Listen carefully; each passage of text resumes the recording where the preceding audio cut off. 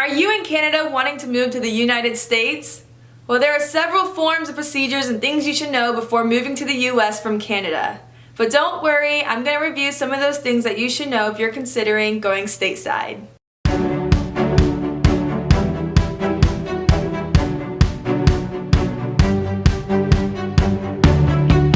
If you're moving to the US from Canada, it can be for one of a few reasons. A reason being a job, marriage, or simply just need new scenery.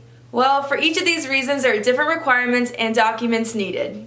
If you're interested in working and moving to the United States, you'll want to get an employment-based green card. By obtaining an employment-based green card, you will then be considered a permanent resident due to your employment status.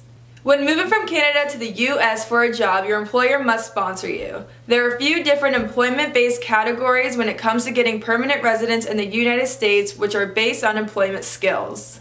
Category EB1 are for employees who have extraordinary ability and skills in business, science, education, arts, athletics, professors, researchers, and PhD holders.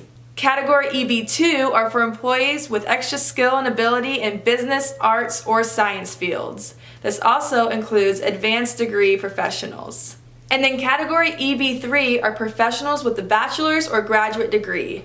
Any other skilled workers will also fall under this category. Under the North American Free Trade Agreement, citizens of Canada or Mexico with a job offer in the United States may be eligible for a TN temporary work visa. This allows qualified individuals obtain a work visa quickly and with minimal documentation.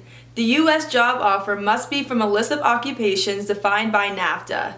If you're a citizen of Canada, the TN visa may be an attractive option for you. There are required documents for a TN visa application.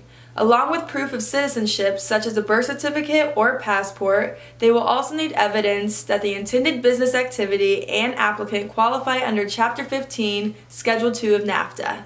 This includes a temporary offer of employment from a prospective U.S. employer, copies of relevant educational degrees, diplomas, and certificates, and letters of reference from previous or current employers confirming your experience in your occupation. When a Canadian meets an American that lives in the United States and they fall in love, marriage is usually the next step.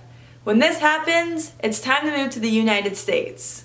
You can move to the United States on a K-1 fiancé visa to get married in the U.S., or you can immigrate through a spousal sponsorship to the U.S. after marriage.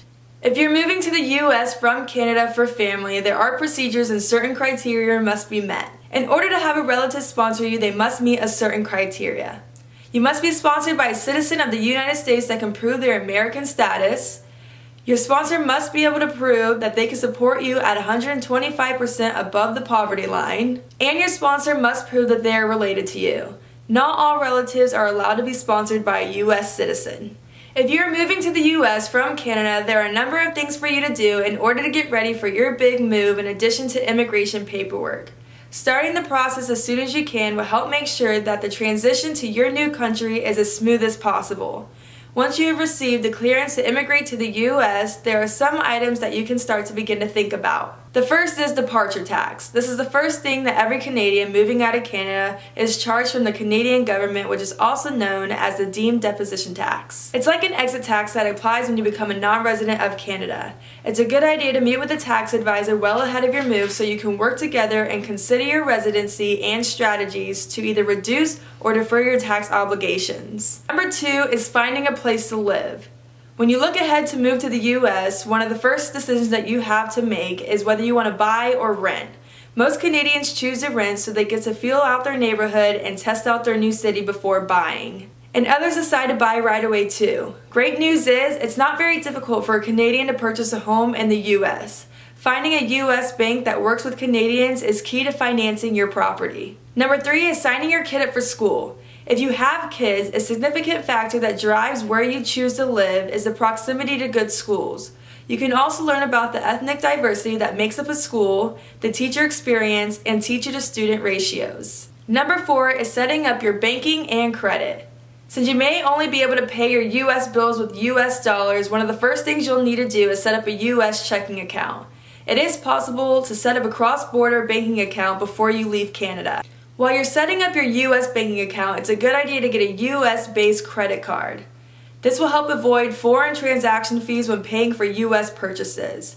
A U.S. credit card will help build a credit rating, which will be very important if you plan on staying in the U.S. for a while. Number 5 is purchasing health insurance.